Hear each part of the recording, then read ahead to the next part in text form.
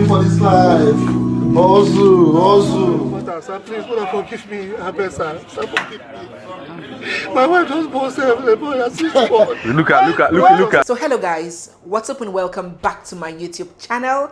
It's me, your girl Barrister Neze, and this is Nezeville. Today's video is the chilling story of John Ewa, also known as John LYON, a 36-year-old native of Eruan community in Boki local government area of Cross River State. He was a former bank cleaner in one of these new generation banks and is known for his lavish lifestyle on social media. But in reality, is a dreadful, ruthless kidnapper who funds his flamboyant lifestyle from reaping families of millions and millions of naira as ransom. John Ewa belonged to a very dreadful 5-man gang who carried out their evil activities mostly in Bayelsa State, south region of Nigeria. His foundation as a former bank cleaner provided the perfect avenue and platform for his infamous career as a kidnapper. Look guys, I was a banker and I worked in 2 different banks for almost 10 years. So I'll tell you what, no other person is in a more perfect position to carry out or orchestrate kidnappings of both bank staff and bank customers as much as these bank cleaners, drivers, errand boys and the likes. All day, every day, by nature of their jobs, they are constantly in company of these bank staffs and they are inadvertently privy to a whole lot of information. They know when we get paid, they know where our spouses work, they know where our children school, they know when we get promotions, they know our well-to-do clients, and they know the buildings and all the projects that these clients carry out because we visit these clients in company of these drivers. They know the clients that make big withdrawals.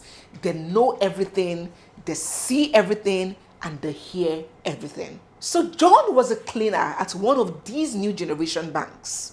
And as fate would have it, he was sacked for stealing in the bank. Perhaps the CCTV caught him. So he left the employment of the bank.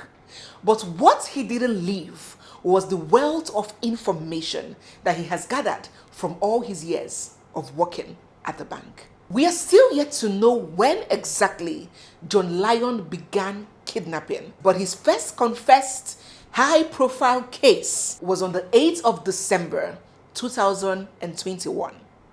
And his victim, 48-year-old Akim Oladele Olushola, a bank manager and former colleague of his. Mr. Akim was picked up from his residence at Old Commissioner's Quarters in the Opolo area of Bayelsa State. He was released after days of horror and paying a whooping sum of 80 million naira to his abductors. Now, if you were thinking that proceeds from such huge ransom will be more than enough for a former bank cleaner who wouldn't have earned more than 15,000 naira performing a legitimate job for 30 days?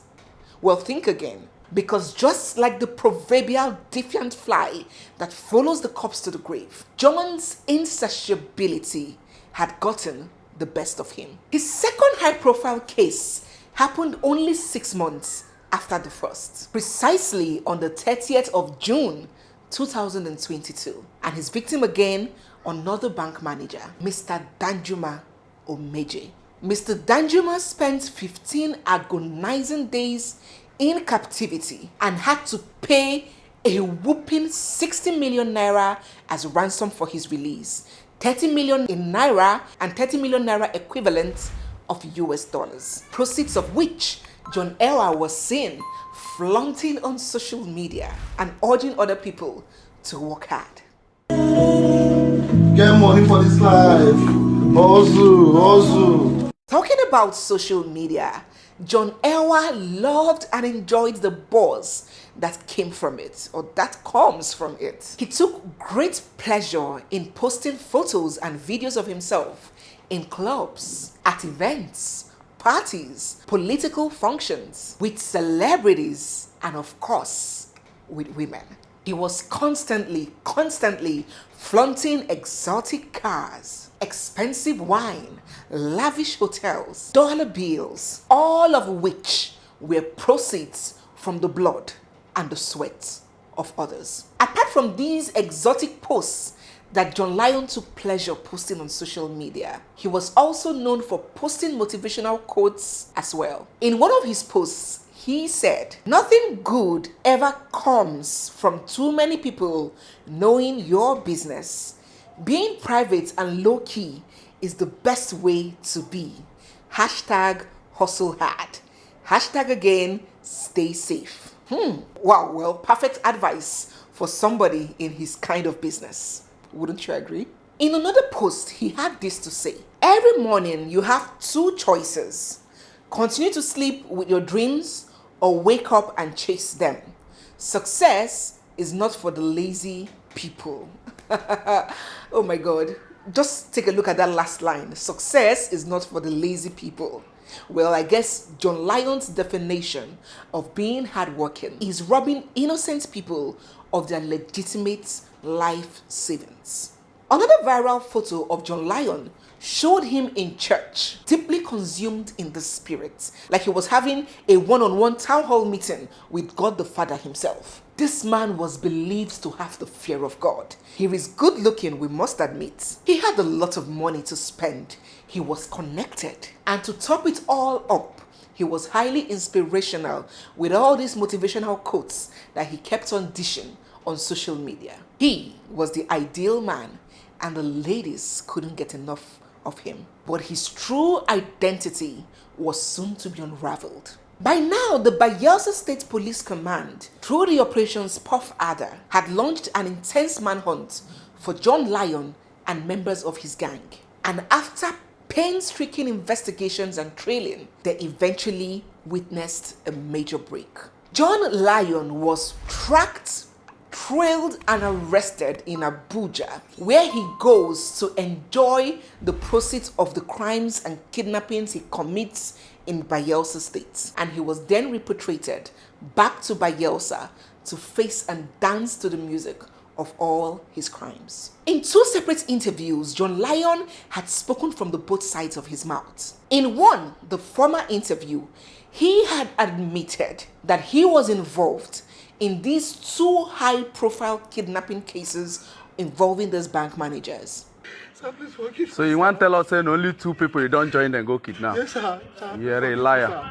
Sir, forgive me. Now this time, I don't carry me. This face I dey see. I mean they lie down for chair like this. I don't see. That come out here. And in the second, the later, the more recent one, where he and his gang members were paraded by the police, he denied having any knowledge of this kidnapping.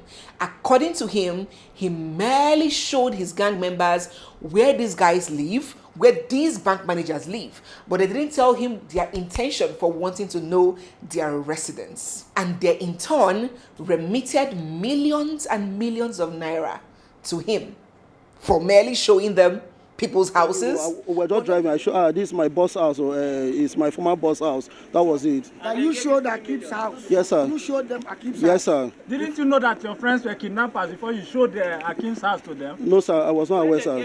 Well, let me know what you think in the comment section. Do you think that there's any truth in what John LYON is saying? Do you think that he had clear express idea of what his gang members were doing to these guys, or do you agree with him that he had no idea and he was merely showing them the houses? Well, to me, it sounds so ridiculous, if I may use that word, that you go about showing strange men other people's houses and you claim you didn't eventually get to know that they were kidnapped. So what was the millions of naira for? What will he claim the money was given to him for? Do people get paid millions of nairas and tens of thousands of dollars just for merely showing people where other people live? I'm not part of it. I was just misled that I should just show them where this person is. I was not involved in The it. sharing of the ransom they gave you? They gave me as a dash, like just take this money. That I do not do anything. They'll just take the money. That it was 1.5 million. The $10,000 was given to you by who? By a master. When you changed it, was it how much? It was 7.5 million. Well, I do not think that that's a very smart and thought through excuse. He's going to have his day in court. And as a matter of fact, he would even be lucky to make it to court. Before we bring this video to an end, and of course I'm expecting that by now you guys will be dropping your own feedback, your thoughts right in the comment section, it's important that I add that crime never pays. It might have an attractive initial disposition, but in the long run, it never ever pays. Secondly, it's very incumbent that everybody, both youths and even adults, are very mindful of the kinds of people that we idolize. All that glitters is not gold. Be very watchful of people that inspire and motivate you.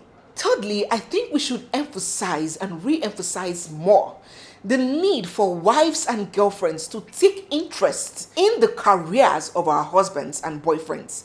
I did not know is becoming a very outdated excuse.